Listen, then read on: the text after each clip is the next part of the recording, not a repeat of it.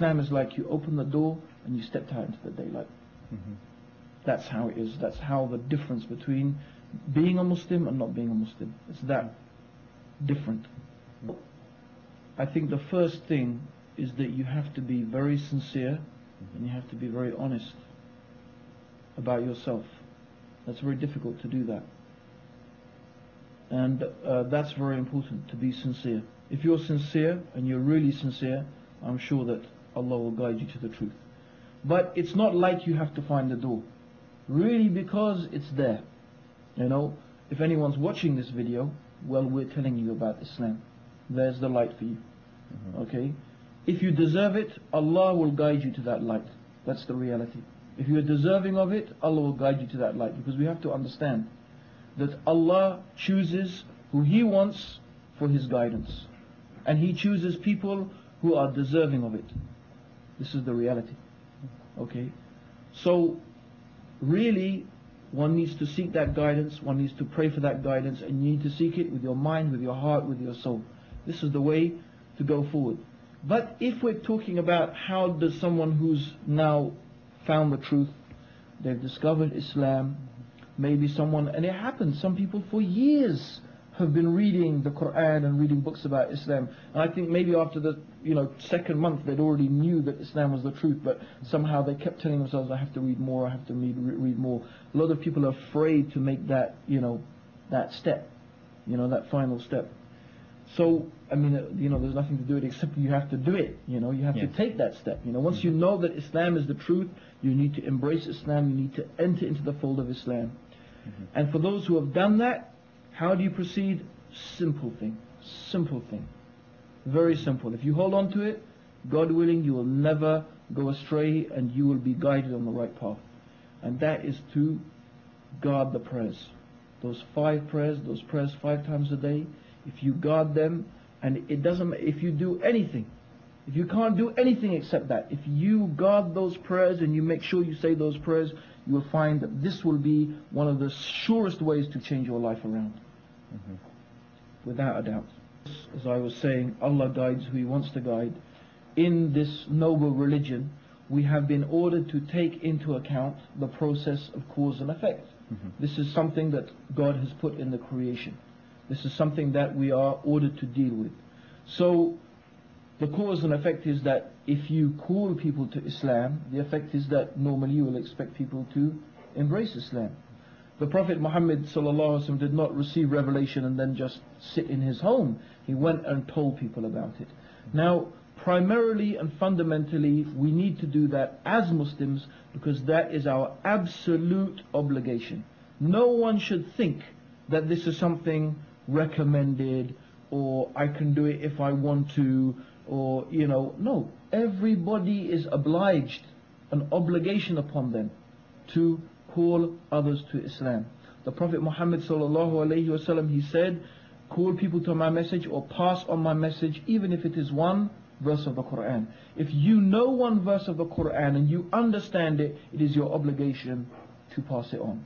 And Allah subhanahu wa ta'ala, He took an oath, wal asr, innal insana lafi khusr, illa alladhina amanu wa amilu salihat wa tawassaw bil haqqi wa tawassaw bis sabr. Allah swore by time that all of mankind are in a state of loss, illa alladhina amanu, except those who believe, wa amilu salihat, and those who do righteous actions, wa tawassaw bis sabr, wa tawassaw bil haqq, wa tawassaw bis sabr. And they join together in the mutual teaching of truth. And they join together in the mutual teaching of patience. So, if you do not involve yourself in teaching the truth and being patient upon teaching that truth, because you will never succeed in calling people to Islam except with patience. If you don't do that, you are still amongst those who are lost.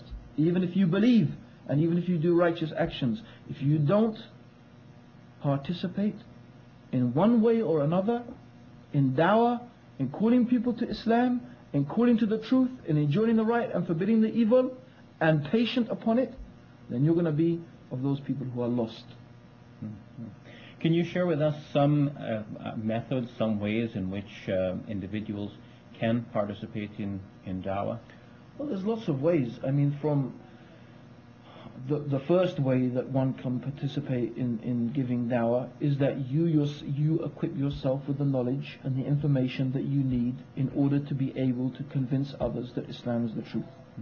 And that their religion is false. It's not only by the way of convincing someone that Islam is true.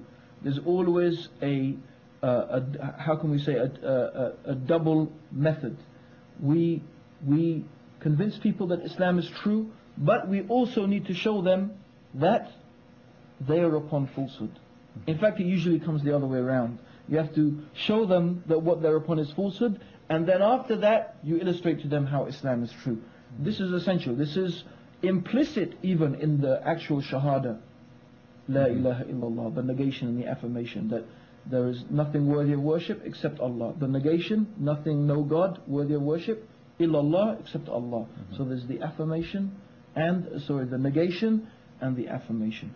So you need to get the knowledge, you need to get the information, and you can do that, you can participate it either on an individual level or on a wider level, like those people who give lectures and talks and so on and so forth, like yourself and myself.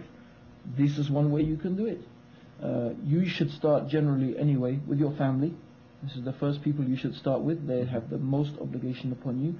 And then after that your friends, and then the people nearest you, and so on and so on and so forth. So this is the method, inshaAllah.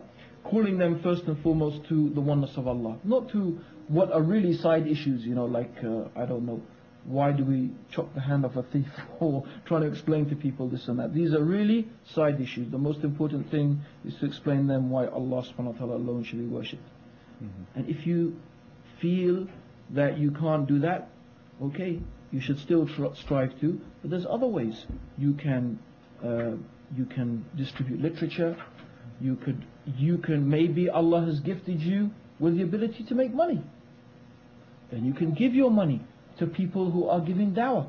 You can help those organizations, you can help those institutions that are concerned with propagating Islam. Maybe Allah has not given you the gift of the gab, maybe you have good organizational talents. Then you could get involved in organizing or helping to organize some activities and so on and so forth.